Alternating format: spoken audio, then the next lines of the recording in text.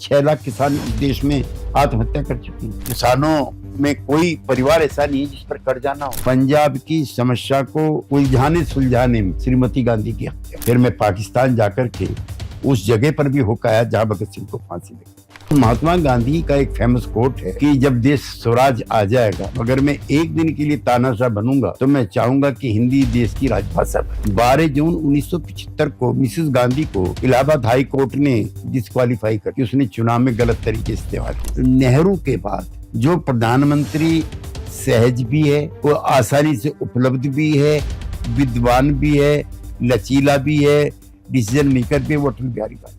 राजीव गांधी का आगमन हुआ और कांग्रेस पार्टी जो आज जिस स्थिति में है उसकी खराबी के लिए राजीव गांधी के भलवंत साहब के साथ साथ उनकी अनुभवहीनता भी। पहली बार जब आप अपनी वाइफ से मिले थे तब क्या था मालूम, क्योंकि उस वक्त तो ऑब्वियसली ऐसा नहीं होता था। हमारे टाइम में पहले नहीं मिलते थे, शादी के बाद मिलते थे। हमारी पत्नी ने कभी कोई बेतुकी मांग, उस समय मुझे 9 लखा मंगा दे रहे, सैया दीवानी, इस टाइप की फरमाइश जो हमारे जमाने में नहीं होती।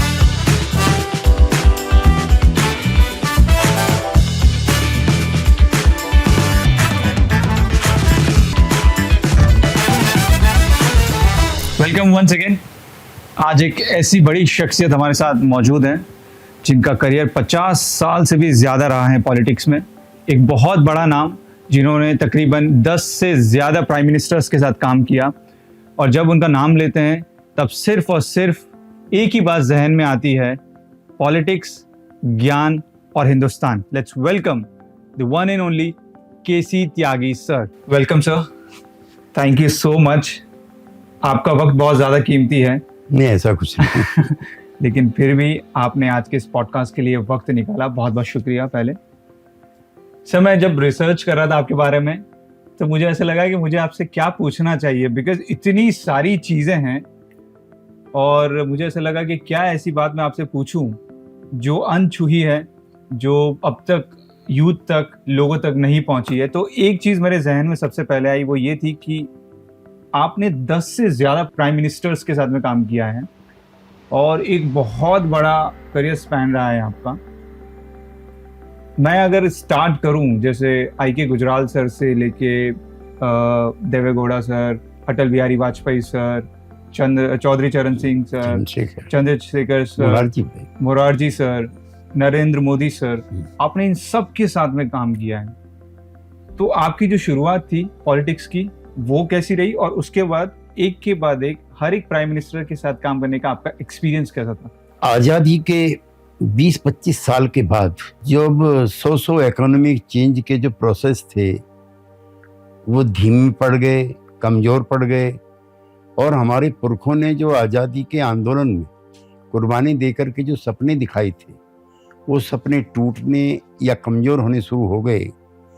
तो समूचे देश में ही जो आने वाली पीढ़ी थी, हमारी उम्र के लोग थी, उसमें एक फ्रस्ट्रेशन बिल्डअप होने लगा। क्योंकि गांधी जी का जो ग्राम स्वराज था या हिंद स्वराज था, उसमें था कि गांव जो है एक महत्वपूर्ण इकाई होगी, किसान मजदूर जो हैं उनको उनकी मेहनत का वाजिब मिलेगा, रोजगार सबके पास होंगे, गरीब अमीर के बीच का फर्क ज़्यादा नहीं होगा, वगैरह वगैरह। लेकिन 25-30 सालों में जो बुनियादी परिवर्तन थे वो नहीं हो पाए। तो जो मेरी पीढ़ी थी, मेरी उम्र के लोग थे, उनमें निराशा आना और गुस्सा आना दोनों साथ साथ। और सर, ये कौन से ईयर की बात है? 67 प्लस ऑनवर्ड्स। तो हम तब यूनिवर्सिटी में आ गए थे 67 में। पहले तो छात्र संघों की बहाली के लिए हम लोग लड़ते थे, स्टूडेंट्स यूनियन नहीं थी, फिर उसमें सीधे चुनाव नहीं होते थे, उसके लिए लड़ते थे, और फिर हम पढ़ते भी थे और लड़ते भी थे। Study and struggle. अब की तरह से नहीं है। अब सिर्फ चुनाव लड़ने के लिए लोग आते हैं। उसी बीच में मेरी शुरुआत तो खैर जो हुई वो हुई अंग्रेजी हटाओ आंदोलन से। आपको ताज्जुब हो गया, हालांकि मेरे विचार आज उस दिन जैसे नहीं है, क्योंकि अंग्रेजी उस जमाने में कॉलोनियल लैंग्वेज मानी जाती थी। ये आम हिंदुस्तानी पे थोपी गई भाषा थी। अंग्रेजी में काम होता था सब, और जो अंग्रेजी नहीं जानते थे हिंदी या प्रांतीय भाषा वाले उनको लोग हिकारत की नजर से देखते थे। तो जो influential section of the society थी उसकी भाषा थी, उन्हीं के बच्चों को नौकरी मिलती थी, वही बड़े पदों पे जाते थे। तो हम लोगों के जो शीर्षस्थ नेता थे डॉक्टर राम मनोहर लोहिया, उन्होंने अंग्रेजी हटाओ का नारा दिया था। अंग्रेजी में काम ना होगा, फिर से देश गुलाम ना होगा। अंग्रेज गए, अंग्रेजियत जाए। और महात्मा गांधी का एक फेमस कोट है कि जब देश स्वराज आ जाएगा, अगर मैं एक दिन के लिए तानाशाह बनूंगा तो मैं चाहूंगा कि हिंदी देश की राजभाषा बने। तो हमारी तो शुरुआत तो यहां से हुई, और जो चेंज है वो पॉजिटिव होना चाहिए और प्रो पीपल होना चाहिए, ऐसा भी हम लोगों के दिमाग में उस समय आने लगा। और वो दौर वो है, ये हिंदुस्तान नहीं, पूरी दुनिया में परिवर्तन हो रहे थे। वियतनाम युद्ध भी चल रहा था, जहां अमेरिकन ऑक्यूपेशन के खिलाफ लड़ाई लड़ रहे थे।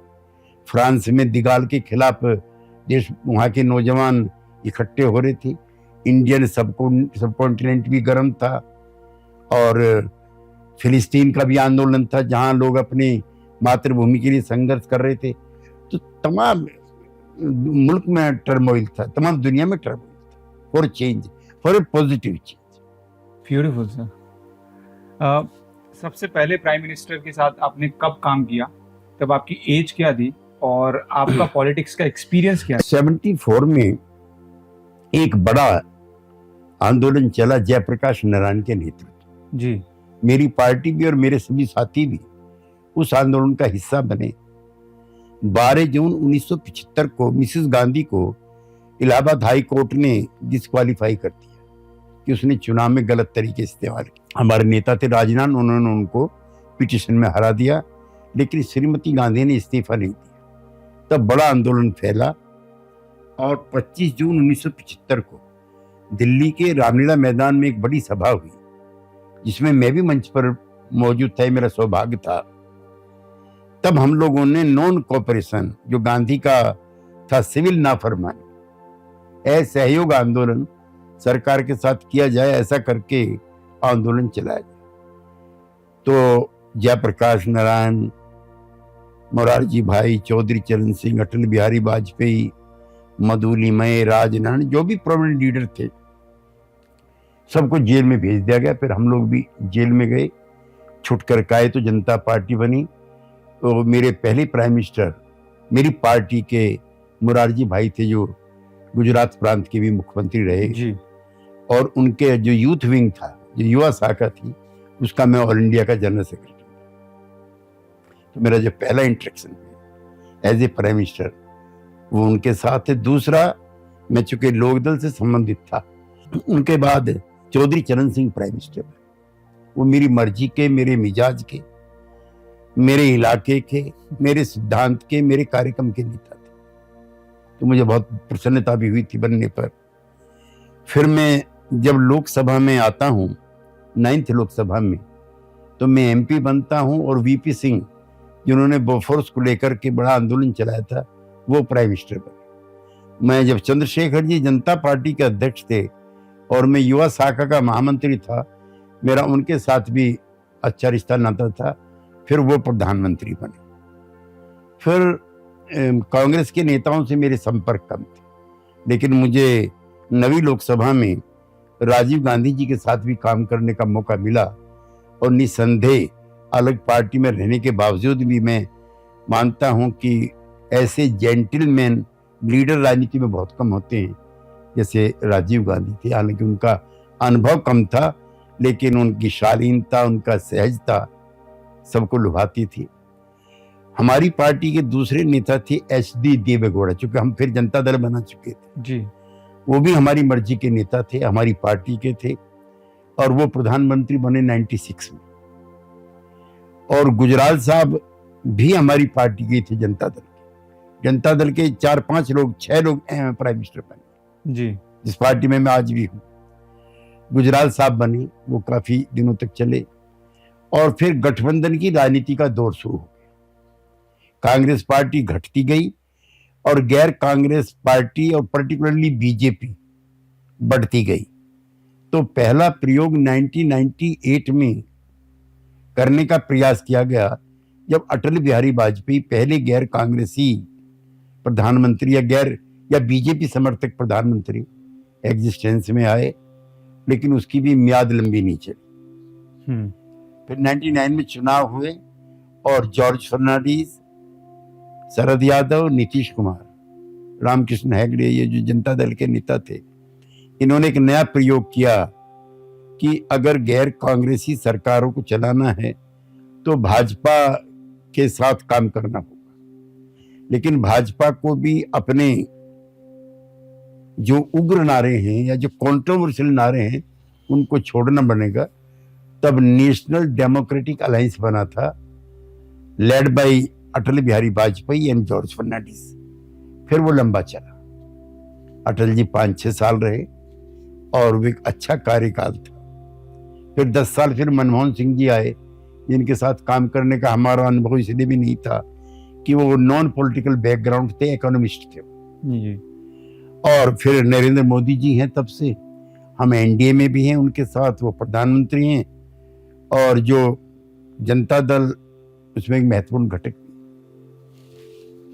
Nice sir, Morarji Desai sir से लेकर नरेंद्र मोदी सर तक, इन 10 प्राइम मिनिस्टर में से सबसे ज्यादा डिसीजन मेकिंग पावर किस में आपको लगा, जो इंडिया के लिए यूजफुल, मीनिंगफुल साबित हुआ? नहीं, मैं तो ये मानता हूँ जितने भी प्राइम मिनिस्टर हैं ये सब नेशनलिस्ट थे, देश के लिए अच्छा बढ़िया करने की इच्छा और अभिलाषा थी।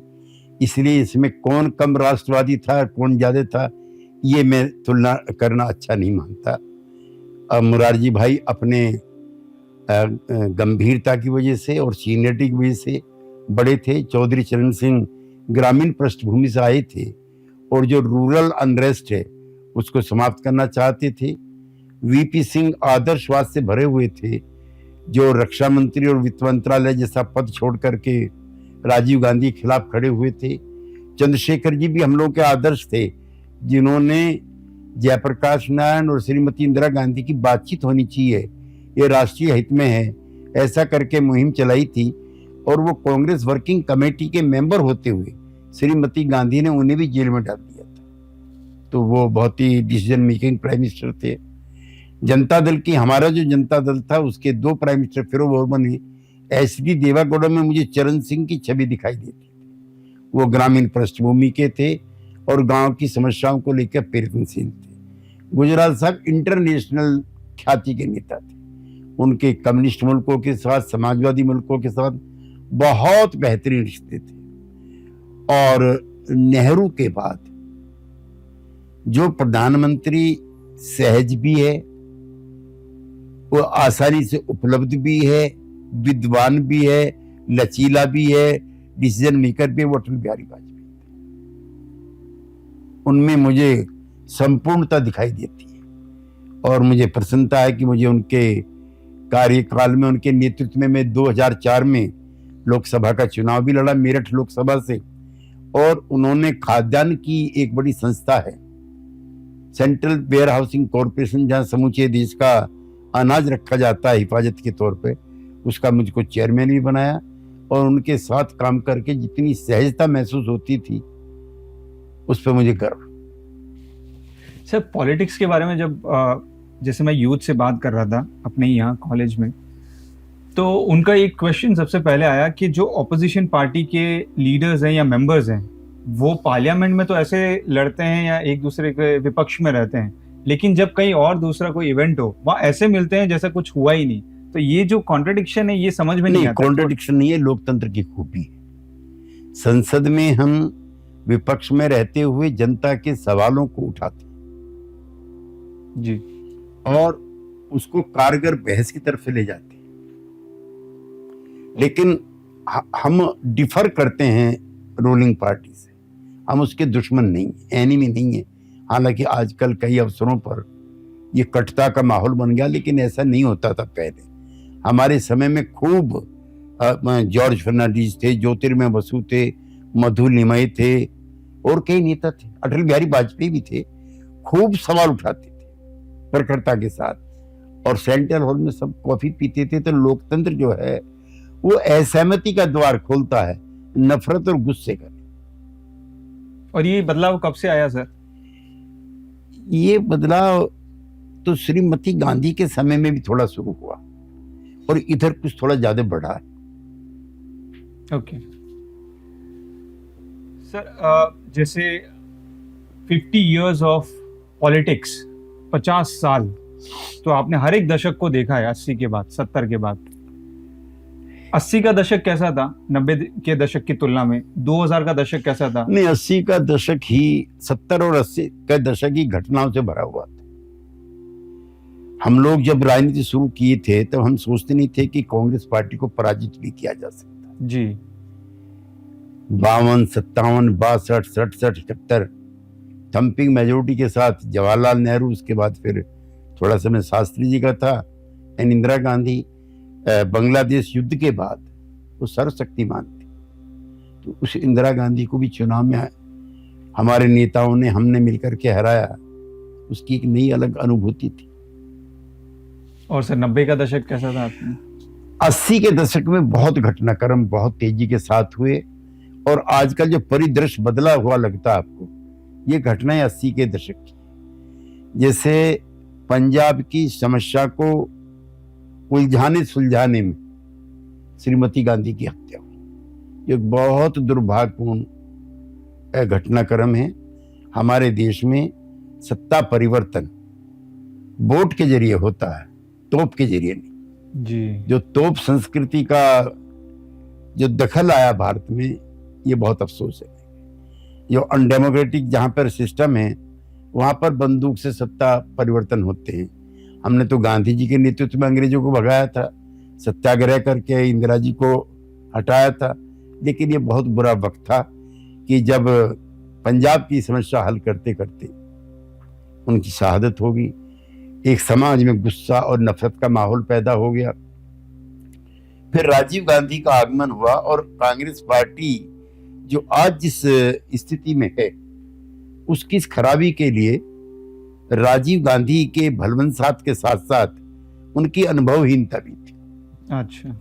उन्होंने पंजाब अकॉर्ड की, आसाम अकॉर्ड की, और दोनों राज्यों में कांग्रेस पार्टी खत्म हो गई। उन्होंने शाहबानो नाम की एक महिला थी, जिसके गुजारा भत्ता दिया जाए, ऐसा कोर्ट ने उसको आदेश दिया, और उसमें जो परिवर्तन कराया राजीव गांधी ने अपनी पार्टी से, संसद से, उसको लेकर के हिंदुओं के एक बड़े हिस्से में, मुसलमानों के एक हिस्से में असंतोष पैदा हुआ, और 425-26 की कांग्रेस 200 पे आके अटक गई। और उसका भी जो भ्रष्टाचार के जो आरोप लगे बोफोर्स कांड को लेकर के, वो भी दुर्भाग्यपूर्ण थे। और सबसे ज्यादा दुर्भाग्यपूर्ण था फिर राजीव गांधी जी की भी हत्या। जी। ये दो बड़े ऐसे हादसे हैं। चूंकि हम इंदिरा जी के भी खिलाफ थे, हम पंडित नेहरू के भी खिलाफ थे, लेकिन कभी हम लोगों के मन में ये ईर्ष्या विद्वेष नहीं था कि ये प्रधानमंत्री इनको अपनी जान से हाथ धोना पड़े। वोट के जरिए हम इन्हें हराएं, वो हमें हराएं, ये सच्चा लोकतंत्र था।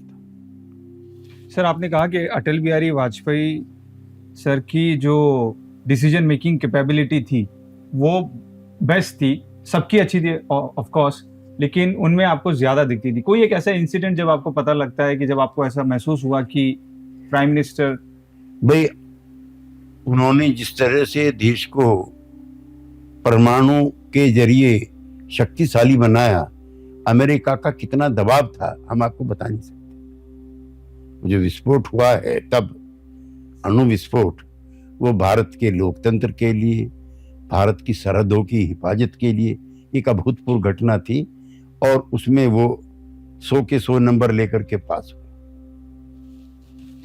सर, अभी की जो पॉलिटिक्स है वो it's totally centred towards Modi sir, Amit Shah sir और बीजेपी। आप कैसे देखते हैं? क्योंकि आपने जैसा भी कहा कि लोकतंत्र में असहमति है, विरोधाभास थोड़ा बहुत हो सकता है, लेकिन कटुता बिल्कुल नहीं होनी चाहिए। आज के टाइम पे थोड़ा ज्यादा देखने को मिलता है। क्या नहीं, सब बात है? नरेंद्र मोदी भी फैसले लेने और उसको इम्प्लीमेंट करने के लिए भी जाने जाते हैं। वो कोई सुस्त प्रधानमंत्री नहीं, is a effective prime minister. लेकिन जो सवाल इस समय सर्कुलेशन में है इंडियन पॉलिटिक्स में, उसमें बिटरनेस बहुत है। चाहे वो धार्मिक सवाल हो, चाहे वो सामाजिक परिवर्तन के सवाल हो, चाहे रिलीजन के हों, चाहे कास्ट के हों, चाहे रीजनल इम्बैलेंस के हों, चाहे लैंग्वेज के हों, सब वर्गों ने, जो उठाने वाले लोग हैं, उन्होंने एक एक्सट्रीम पोजीशन ली हुई जो नहीं होनी चाहिए। इनको हमें बहस मुआयसे के जरिए, और बहुत ही बढ़िया हो अगर सर्वानुमति के जरिए अगर इन्हें हल करें तो ज्यादा अच्छा होगा, क्योंकि देश से बड़ा कुछ नहीं है। और देश में अगर कटुता फैलती है, वैमनस्य पैदा होता है, बदले की भावना पैदा होती है, तो स्वतंत्र लोकतंत्र के लिए ये अच्छी प्रक्रिया हम लोग नहीं मानते। इसलिए जितने भी सवाल हैं, चाहे एक वन इलेक्शन वन नेशन का हो, उस पर मैं उसके पक्षधर में हमारी पार्टी, लेकिन उस पर भी सबको एंगेज करना चाहिए।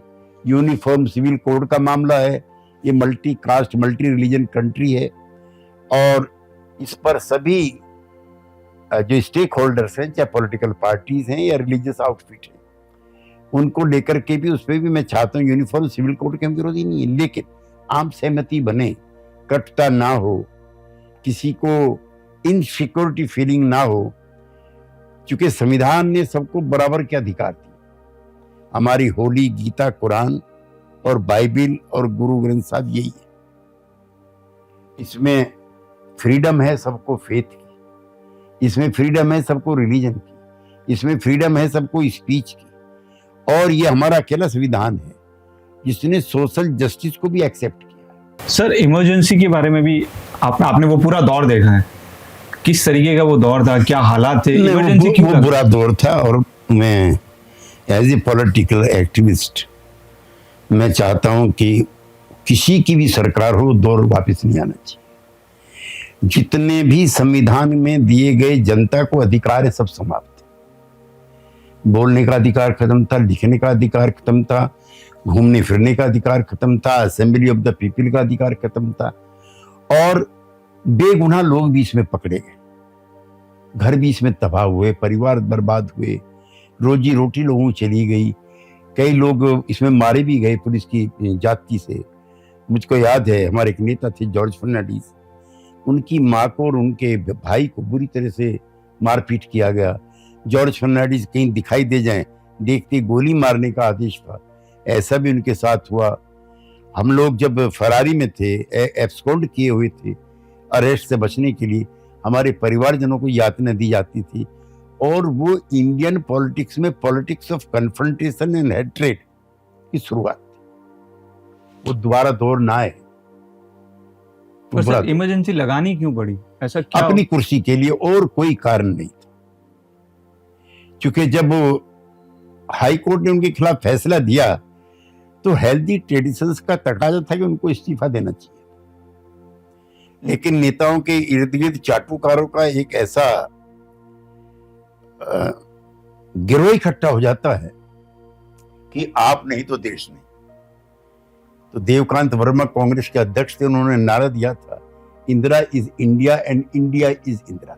देश की इससे बड़ी तौहीन कुछ नहीं हो सकती। इंडिया माने 140 करोड़ लोग, इंडिया माने कोई व्यक्ति नहीं है, चाहे कितना भी महान हो, कितना भी बड़ा हो, कितना भी शक्तिशाली हो, उसको देश का पर्याय बनाना, देश का अपमान करना। बिल्कुल सर।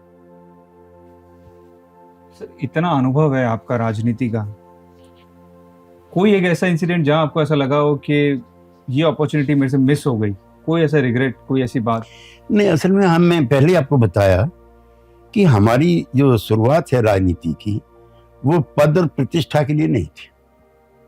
मैं दोनों सदनों का सदस्य रह चुका हूं, लेकिन मैंने कभी सोचा नहीं था कि मैं लोकसभा में भी जाऊंगा, राज्यसभा में भी जाऊंगा, कई कमेटियों का चेयरमैन बनूंगा, देश विदेश में घूमूंगा। उस समय हम नारे लगाते हुए जिंदाबाद मुर्दाबाद करते हुए निकलते थे और सोचते थे कि कुछ सोशो इकोनॉमिक चेंज होनी चाहिए। एक तो हम पूंजीवाद के खिलाफ थे, फ्रैंकली स्पीकिंग। इकोनॉमिक पावर का concentration in the hands of few नहीं होना चाहिए। हम तो समाजवादी जो ट्रेडिशन से उसके पक्षधर थे। गरीब और अमीर के बीच में बहुत दूरी नहीं होनी चाहिए। उसके पीछे भी हमारा लॉजिक ये था कि गरीब और अमीर के बीच में अगर दूरी ज्यादा होगी तो दुराव पैदा होगा, ईर्ष्या पैदा होगी, विद्वेष पैदा होगा और समाज में शांति नहीं रहेगी। हमारे एक नेता का बहुत फेमस डायलॉग है कि हम किसी की अट्टालिकाओं के खिलाफ नहीं, हम किसी की महलों में होती हुई रोशनी के खिलाफ नहीं। हमारा सिर्फ इतना कहना है कि महलों के बराबर में जो पड़ी हुई झुग्गियां हैं उसकी भी मोमबत्ती जलती रहे, उसके चिराग भी जलता रहे। फिर वो हमारे नेता का कहना था कि अगर चिराग बुझेगा बगैर तेल के, बगैर बाती के, तो महलों की रोशनी भी डिस्टर्ब होगी। इसलिए सोसाइटी को अगर होमोजीनियस रहना है, सबको बराबर अवसर मिलने हैं, तो रोशनी महलों की भी जलती रहे और गरीब की झुग्गी का जो चिराग है उसमें भी तेल और बाती सलामत रहे। तो पॉलिटिशियंस को लेकर लोगों के मन में ऐसा रहता है कि बड़े बिजी होंगे, टाइम नहीं मिलता होगा, यू नो, अपना स्केड्यूल। तो आप थोड़ा सा अपने स्केड्यूल के बारे में बताएं कि किस तरीके से आप मैनेज करते हैं, क्या आपका डेली नहीं,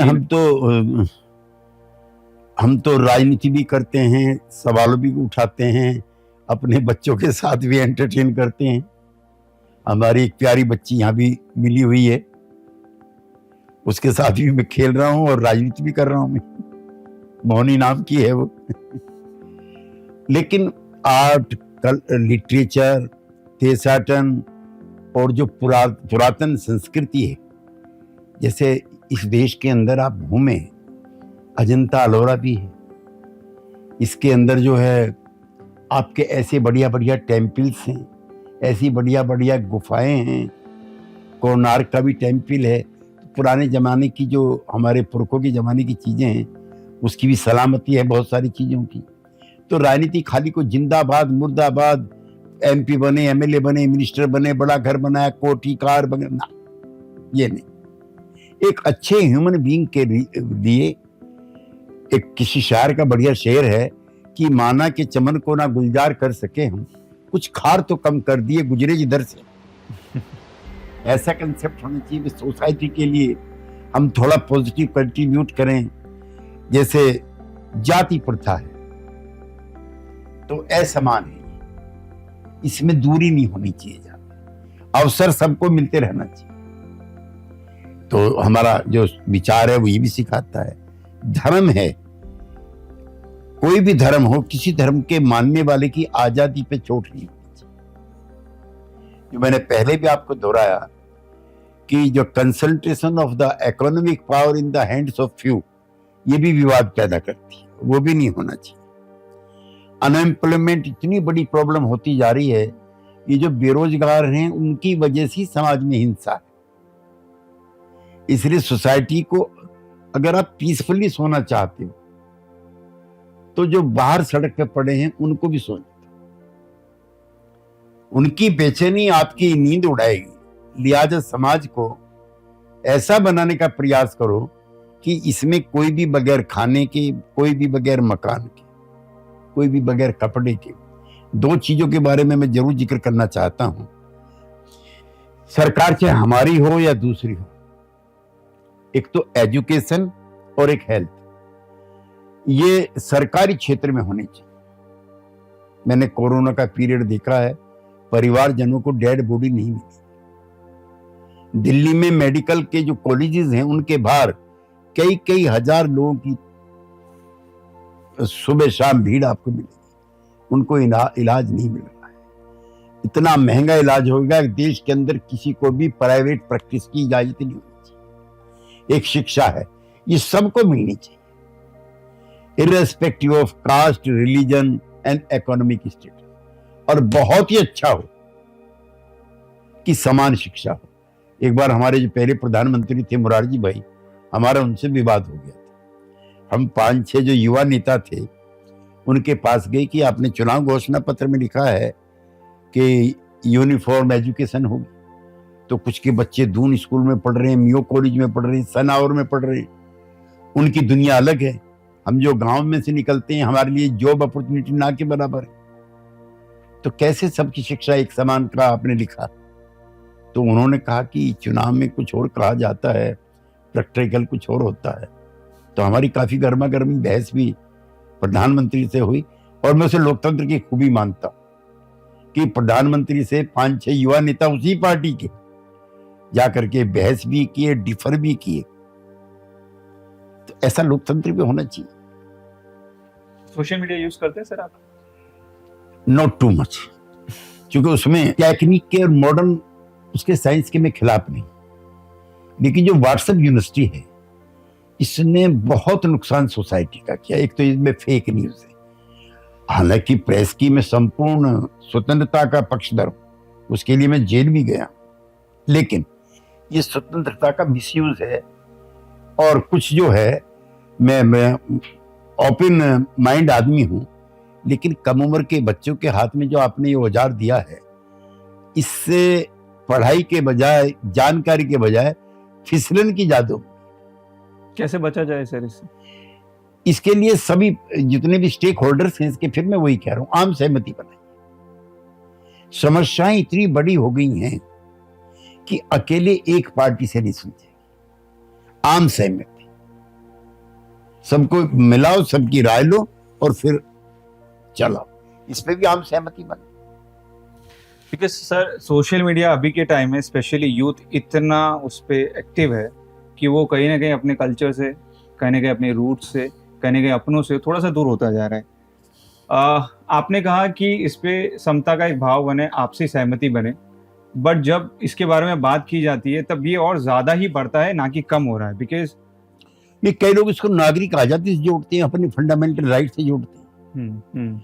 और इसमें कई बार जब हमारे नायकों के खिलाफ जब विश्वमन होता है, जैसे गांधी जी के बारे में कोई टिप्पणी करते खराब, हमारे प्रधानमंत्री या मुख्यमंत्रियों के बारे में कोई खराब उनके चाल चलन को लेकर कोई टिप्पणी कर दे, तो उनके समर्थकों में रोष होता है।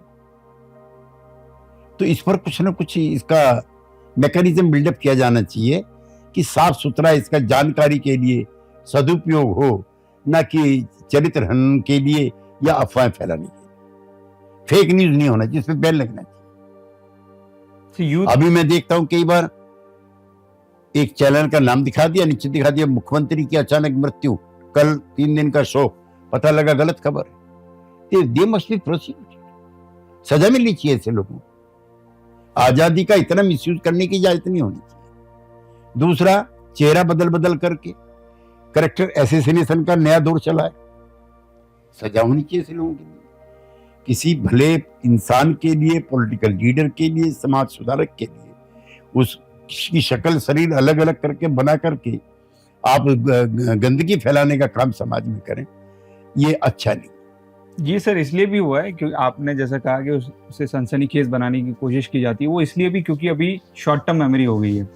5 सेकेंड्स में रील चेंज होती है, तो आपको अगर उस 2 या 3 सेकेंड के लिए अगर किसी का अटेंशन नहीं मिला तो वो रील चली जाएगी, उस पर आपका दिमाग नहीं रहेगा। इसीलिए उसको पहले ही 2 या 3 सेकेंड में इतना सनसनीखेज बनाया जाता है कि वो ठीक नहीं। देखिए, जिस नई पीढ़ी का आपको, जिसको आप चरित्रवान बनाना चाहते हैं, धैर्यवान बनाना चाहते हैं, जिसके हाथ में मुल्क की बिल्डिंग की आप बागडोर सौंपना चाहते हैं, उसको सेकंडों का सेंसेशनल न्यूज दे करके आप कैसी पीढ़ी कायम करना चाहते हैं? उसमें फ्रस्ट्रेशन होगा, उसमें ईर्ष्या होगी, उसमें विद्वेष होगा, उसमें जलन होगी, उसमें कैरेक्टर एसेसिनेशन होगा, जो देश के निर्माण के किसी काम का। यूथ को पॉलिटिक्स की तरफ कैसे डाइवर्ट किया जाए सर अभी के टाइम में? बिकॉज अगर पॉलिटिक्स का पहले डेफिनेशन हम लोग तय कर लें, एमएलए एमपी नहीं। एक नया सुदृढ़ स्वाभिमानी भारत बनाने में नौजवानों की क्या भूमिका होनी चाहिए? एक तो वो खुद, उनके दिमाग साफ होने चाहिए कि ये multi caste, multi religion country, इसलिए समाज में बगैर ईर्ष्या विद्वेष के और फ्रस्ट्रेशन के समाज के सभी तबकों को लगना चाहिए that this country belongs to us. ये कुछ लोगों की का नहीं है, चाहे वो किसी भी जात का हो, चाहे वो किसी भी धर्म का हो, चाहे किसी की भाषा का हो। भाषा का सवाल हम 75 साल में नहीं सुलझा पाए। दक्षिण का अलग है, हम लोगों का अलग है। हिंदी को जो स्थान मिलना चाहिए था वो भी नहीं मिल पाया, और हिंदी का प्रांतीय भाषाओं से कोई नुकसान नहीं। हम गुजराती को भी उतना जरूरी मानते हैं, मराठी को उतना जरूरी मानते हैं, तमिल को भी, तेलुगु को भी जितना हिंदी को। लेकिन हिंदी कामकाज की भाषा बने, ऐसा आजादी के आंदोलन भी हमारे नेताओं ने स्वीकार किया। सर, इतने सारे लीडर्स के साथ ने आपने काम किया है, कौन से ऐसे लीडर है जो आपको ऐसा लगता था ये वाज जॉवियल, हंसमुख किस्म के, मजाकिया किस्म के, हर बात पर जोक क्रैक्स करते हुए? अटल बिहारी वाजपेयी थे उसमें, और वो अपने भाषण में भी, जनसभाओं में भी बोलते थे तो हंसाते भी थे, गंभीर भी बनाते थे। मुरारजी भाई, चौधरी चरण सिंह, इंदिरा गांधी, एच.डी. देवेगौड़ा, गुजराल, चंद्रशेखर, ये गंभीर स्वभाव के नेता थे। मोदी जी भी गंभीर स्वभाव के हैं। अच्छा। वो भी हंसाते कम हैं और टीचिंग्स ज्यादा देते। लेकिन अटल बिहारी वाजपेयी थे इनमें ऐसे। कोई एक किस्सा वाकया? विनोदी थे वो, विनोदी थे, सभाओं में जाते थे, आलोचना करते थे और फिर यादों में भी खोते थे। आपातकाल के बाद मेरे शहर गाजियाबाद में एक मीटिंग हो रही थी, उसमें अटल जी को हम ले गए थे। तो कांग्रेस के नेताओं पर टिप्पणी करते उन्होंने एक गाना भी गाया, मुझको यारो माफ करना मैं नशे में था। आपातकाल में जुर्म जातियां हो रही थी, इंदिरा गांधी जी ने कहा था कहीं कि हाँ कुछ अनजाने में गलतियां हुई होंगी। तो ऐसे विनोदी भी थे। अब वो विनोद और हास्य कम हो रहा है, आई एम सॉरी टू से। सर, जितने भी पॉलिटिशियंस हैं वो अपनी अपनी पॉलिटिक्स में लगे रहते हैं। जितने भी पॉलिटिशियंस हैं उनका रहता है कि हम कहीं ना कहीं किसी न किसी तरीके से अपने वोट बैंक को बचा के रखें। आपने कहा कि लोकतंत्र हमेशा जीतना चाहिए, लोगों की परेशानियां जीतनी चाहिए। आज के टाइम में आपने क्या देखा है कि किस तरीके से चीज़ें इम्प्लीमेंट हो रही है, अगर इसको हम नेशनली और इंटरनेशनली कंपैरिजन करें तो? नहीं, मैं आपसे सहमत हूं। अब राष्ट्रहित, जनहित, ये नंबर 2 हो गए हैं, और हमारी पार्टी का हित, हमारी जात का हित, हमारे धर्म का हित, हमारे क्षेत्र का हित, हमारी भाषा का हित, ये डोमिनेट कर गए, जो नहीं होना चाहिए। राष्ट्र सर्वोपरि, राष्ट्र प्रथम। इस देश की 140 करोड़ जनता, वो प्रथम, वो सुप्रीम। हमारी जात, हमारी धर्म, हमारी भाषा, हमारा क्षेत्र, ना हमारी नदी, हमारे नाले, उस पर भी बात हो रही देश के अंदर कि पानी इधर जाएगा कि उधर जाएगा। है तो भारत माता का, है तो देश का। अगर एक प्रांत सूखा रहेगा, दूसरे में पानी ज्यादा आएगा, तो उससे किसका हित होने वाला? तो ऐसे कैंपेन भी चलाए जाने चाहिए इस दौर में, जो लगे कि that country belongs to all. Pets हैं सर आपके पास? पेट्स? हमें उतना समय नहीं मिला, जेल जाते रहे, कुछ बहुत समय हमारा रेल में और जेल में भी गुजरा। एक कदम जेल में, एक कदम रेल में, तो उस तरह का नहीं हो पाया। अब एमपी बनने के बाद थोड़ा जिंदगी थोड़ी ठहराव की तरफ आई, लेकिन मेरे बच्चों को पसंद है, लेकिन मैं उसके लिए समय नहीं निकाल पाता। लेकिन जो पशु हैं, पक्षी हैं, पेट्स हैं, मैंने एक बार भाषण जरूर दिया था पेट्स को लेकर, और वो आदिवासियों पर। मैं उन दिनों में, मुझे बड़ा मकान मिला हुआ था लोधी रोड पर, बड़ी कोठी थी, तो उसके सामने खान मार्केट था, जिसके बारे में कहा जाता है कि वो एशिया का सबसे महंगा मार्केट है। तो आदिवासियों पर मुझको बोलना था, तो सामने पेट्स की एक दुकान थी, मैं उसमें चला गया अपनी जानकारी हासिल करने के लिए, और मैं बहुत निराश होकर लौटा। पेट का जो मॉर्निंग ब्रेकफास्ट है वो 50 आदिवासियों के बराबर है। उसका जो लंच है उसमें परफेक्ट नॉन वेज है। उसको शाम के टाइम का जिसे हाई टी आप बोलते हैं उसके लिए हाई टी भी। उसकी जो रजाई है जाड़ों की वो किसी भी आदिवासी परिवार के टोटल खर्चे से ज्यादा महंगी है। और अफसोसजनक ये है कि मालकिन का बेटा नौकरानी की गोद में और पेट जो है वो महारानी की गोद में। ये शाम को इंडिया गेट पर आइसक्रीम खाने भी जाता है पेट। मैं उसके पालन पोषण के और उसके खिलाफ नहीं हूं, लेकिन इंसान की और जानवरों के पशुओं की जिंदगी में दूरी होनी चाहिए। आदिवासियों को भरपेट रोटी नहीं मिलती, जिस्म का बड़ा हिस्सा बगैर कपड़ों के रहता है। तो देखा आपने आदिवासियों के बड़े हिस्से नक्सलाइट हो गए। That political power comes out from the barrel of a gun. यद्यपि सरकार लगी है उसको मुख्यधारा में लाने के लिए, लेकिन जो पेट की जिंदगी है वो आदिवासी से तो ज्यादा मजेदार हो ही गई, जो नहीं होनी चाहिए। स्पेयर टाइम में क्या करते हैं सर? जैसे कि भी आपने कहा कि एमपी बनने के बाद थोड़ा सा वक्त मिलता है जिंदगी जी, मुझे किताबों का बहुत शौक है, पढ़ने का भी।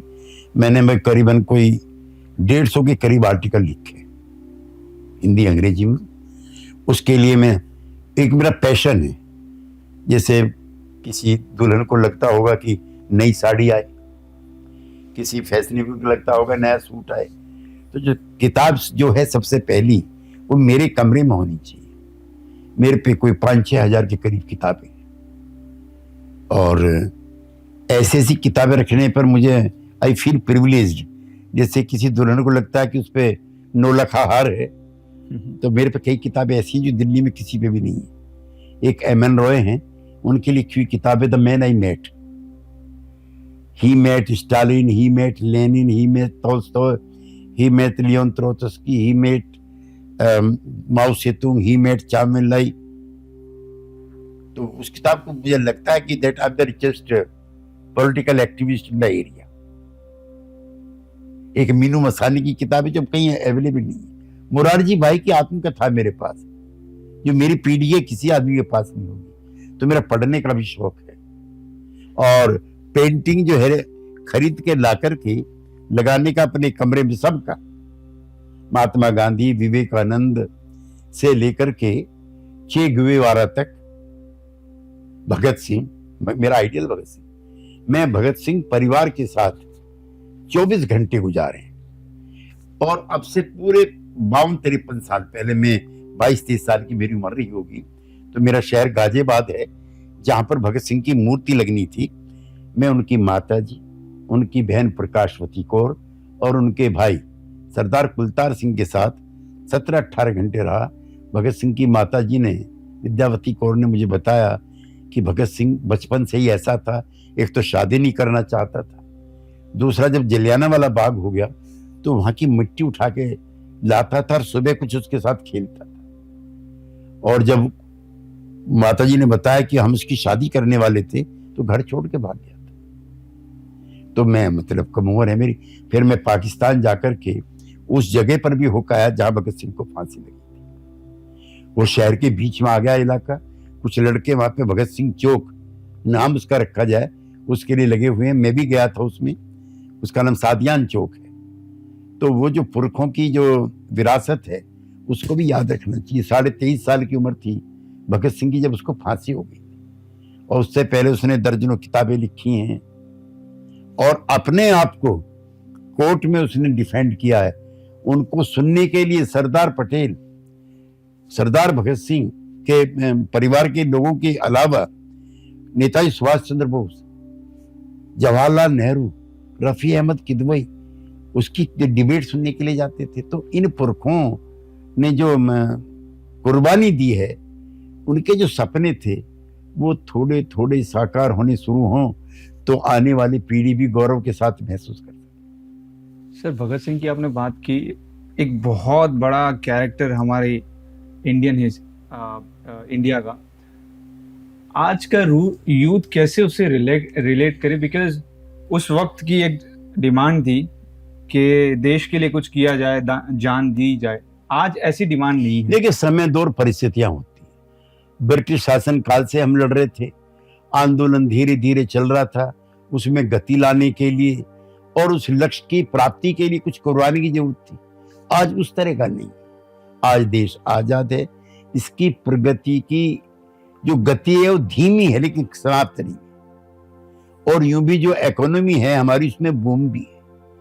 एक जमाना था गेहूं, चावल, शक्कर सब विदेश से आती थी, आज अंबार लगे हुए। हम दुनिया के नंबर 1 के गेहूं के, चावल के, शहद के उत्पादक आज हो गए। तो आज भगत सिंह के विचारों के इम्प्लीमेंटेशन की तो जरूरत है। देश के लिए भी जान देने की जरूरत नहीं है। हाँ, सीमा पर जो हमारे प्रहरी हैं वो जरूर मुल्क की हिफाजत के लिए जान देते हैं जी। लेकिन भगत सिंह का दौर आज रिपीट नहीं हो सकता। आज है जो समानता है। असल में जब से ये आर्थिक सुधार हुए हैं, सारी डिसीजन मेकिंग जो है वो कॉरपोरेट के हाथ में चली गई है, या यूं कहिए मार्केट फोर्सेस के हाथ में चली है। किसान बदहाल है। आप कल्पना कर सकते हो, जिस किसान ने इतना प्रोस्पेरस बनाया है, 6 लाख किसान इस देश में आत्महत्या कर चुके हैं। आप यकीन कर सकते हो कि किसानों में कोई परिवार ऐसा नहीं है जिस पर कर्जा ना हो। तो ये सारी समानता का आचरण करने के लिए, उनको इकोनॉमिक लिबरेशन करने के लिए कुछ काम किए जाए। सर, इतने बड़े आपके जीवन काल में, स्पेशली पॉलिटिक्स में, इतने लोगों से मिले और बहुत से लोग विरोधी भी हुए होंगे आपके। इतने लंबे समय तक बने रहने के लिए एक अच्छे साथी का होना बहुत जरूरी है। आपकी जो वाइफ है, हाँ, अगर मेरी पत्नी ने मेरा साथ ना दिया होता तो मैं आपके सामने नहीं होता। 5-6 साल मेरी और मेरी उम्र के जो भी पॉलिटिकल साथी, उनके वो स्ट्रीट फाइटिंग डेज थे। उसमें संकल्प, इरादे और जीवन साथी, यही साथ काम है। अगर मेरी पत्नी ने डेस्पिरेशन दिखाया होता, मेरी पत्नी ने एक अच्छा दाम्पत्य जीवन की इच्छा पैदा की होती और उसको इम्प्लीमेंट करने का प्रयास किया होता, तो मैं यहाँ आता ही नहीं। घर की जो कलह थी, घर के जो विवाद थे, छोटे छोटे शादी के बाद के जो तात्कालिक सुख है, उसकी विभीषिका में ही जल करके हम राख हो गए होते।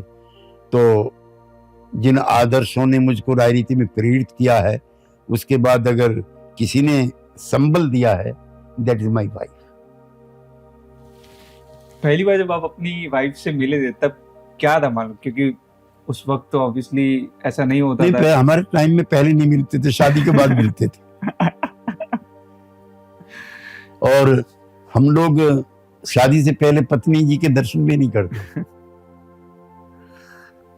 कोई पहला वाकया बताइए अपनी। नहीं, हम ग्रामीण पृष्ठभूमि के हैं। मेरी पत्नी कोई डिग्री होल्डर भी नहीं थी, न है, लेकिन हमें जनून उस समय हो गया था जब हमारी शादी हुई।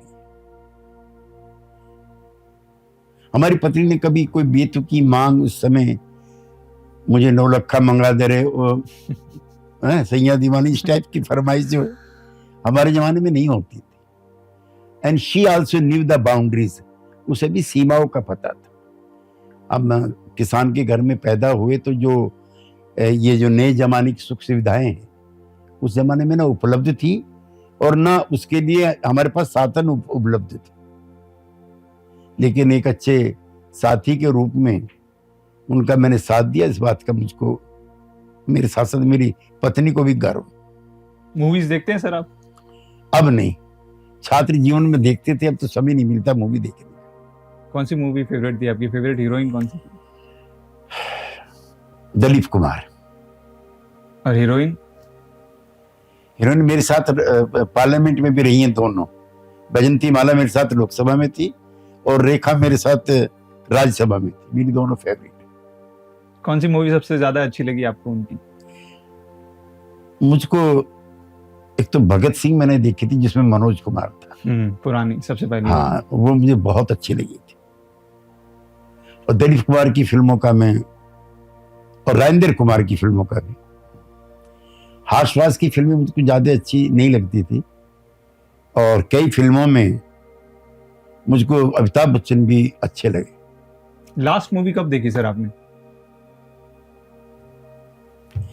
सिनेमा हॉल में तो मैंने देखे, मुझे कोई 30-35 साल हो गए।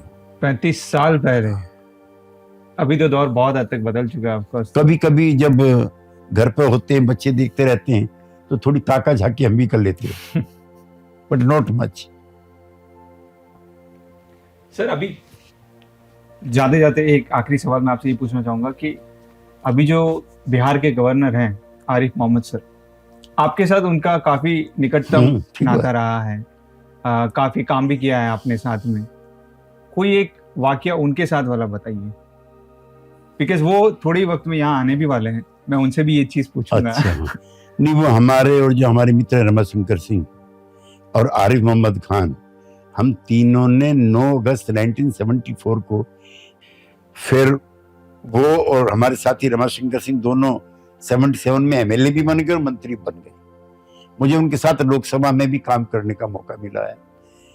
वो उनकी सादगी और विनम्रता का ये आलम है कि वो अलीगढ़ मुस्लिम यूनिवर्सिटी के प्रेसिडेंट बने तो उनके विरोधी थे जावेद हबीब। वो कहते थे कि ये इसकी जीतने की बड़ी वजह ये पेड़ों को भी सिजदा करता, सलाम करता है। He is so cool and काम। वो एक्सीलेंट इंटेलेक्चुअल है, एक्सीलेंट आर्गुमेंट पावर है उसके पास। मैंने राजनीति में इतना पढ़ने वाला आदमी नहीं देखा। और जो सवाल हैं उसके सवालों पे फिदा भी हुआ। वो एक बार नाराज हो गए थे वीपी सिंह से। वो नाराजगी का किस्सा भी काफी मैंने मशहूर- लिखा है वो आर्टिकल, जी जी आपको मैं दूंगा। इलाहाबाद के बाई इलेक्शन में उन्होंने इनको बुलाया नहीं और शाहबुद्दीन साहब को बुला लिया। शाहबुद्दीन और वो एक नदी के 2 पार्ट वैचारिक तौर पर, तो बहुत नाराज हुए। जब तक वीपी सिंह जी ने माफी नहीं मांगी, उन्होंने अपनी नाराजगी खत्म नहीं की। इस मामले में बड़े एडामेंट भी हैं। सर यहाँ पे मुझे 2 चीज देखने को मिलती है। एक, जो प्राइम मिनिस्टर है वो इतनी शालीनता से माफी मांग रहे हैं, एक ये कैरेक्टर देखने को मिलता है। और एक दूसरी जगह ये भी देखने को मिलता है कि जो आरिफ मोहम्मद खान सर है, उनका डिटर्मिनेशन किसी एक चीज को लेकर कि वो चीज मनवाना, वो चीज जो सही है उसे करवाना, ये दोनों कैरेक्टर इंडियन पॉलिटिक्स में साइमल्टेनियसली चल रहे हैं। देखिए, जो उदारता का दौर था, जो सहिष्णुता का दौर था, टॉलरेंस का, मैंने आपको पहले भी कहा, वो जी। कम हुआ। इंदिरा गांधी से आप नहीं मनवा सकते थे कोई चीज, तो समय काल और परिस्थिति भी तय करती। कुछ अटल बिहारी वाजपेयी से मनवा सकते थे, मोदी जी से भी आपको काफी बहस करनी पड़ेगी मनवाने के लिए। हालांकि वो कोई बंद दिमाग नहीं, खुले दिमाग के हैं, लेकिन वो बहस करते। तो दूसरा, किसी नेता का माइंड सेट भी होता है, इसमें उसका कोई अनडेमोक्रेटिक एटीट्यूड या वो नहीं है, कुछ बनावट होती है कुछ की। सर जाते जाते आखिरी सवाल ये कि इंडियन पॉलिटिक्स को आप अभी के दौर में और आने वाले 5 से 10 साल के दौर में कहाँ देखते हैं?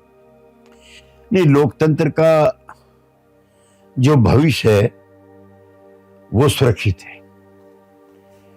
संविधान को धता दिखाने की किसी पार्टी, किसी नेता में कुव्वत नहीं। संविधान से देश को चलाना हो। जो नकारात्मकता है वो सभी पार्टी के नेता कम करेंगे, तभी वो अच्छे नेता कहलाए जाए। कन्फ्रंटेशन, इंटॉलरेंस सिस्टम में बहुत ज्यादा हो गई है। देश में अगर शांति स्थापित करके इसको दुनिया की सबसे अच्छी ताकत बनाना है तो ये इस तरह के मतभेद कम करें। मैंने देखा आपका फैशन सेंस भी बहुत अच्छा है। ये मतलब आप किसी को फॉलो करते हैं या खुद क्रिएट करते हैं? अच्छा पहनना, अच्छा खाना और फिर अच्छे विचार पैदा होना, इनमें कोई असमानता नहीं। और समाजवाद का ये मतलब नहीं है कि आप नंगे भूखे रहें मैं चाहता हूं कि जो उसमें विचारों की जैसी प्रोस्पेरिटी है, खाने पीने की भी मुझे खाने का बहुत शौक है। अच्छा, मैं सजेस्ट करता हूं अपने घर में कि आज ये खाना बनना चाहिए। क्या फेवरेट है आपका? नहीं, मुझे तो मक्का की रोटी है, सरसों का साग और कढ़ी बहुत पसंद है, जो मेरी माँ ने मुझे कभी बचपन में खिलाई थी। Alright sir, thank you so much. बहुत कुछ जानने को मिला आपकी पर्सनल लाइफ के बारे में भी और ऑफ कोर्स इंडियन पॉलिटिक्स के बारे में भी, क्योंकि 50 साल का आपका ये जो अनुभव है, ये कुछ वक्त में साझा कर पाना तकरीबन 60-70 मिनट में पॉसिबल मैं पुनः दोबारा आऊंगा आपके बीच। मैं हम आई चाहेंगे। Promise you. Thank you so much sir, हम बिल्कुल आपका स्वागत करेंगे और हम चाहेंगे कि आप दोबारा जरूर आएं, बिकॉज आपसे जितना बात करें, जितना सुने उतना कम ही है। Thank you. Thank you so much for your thank you.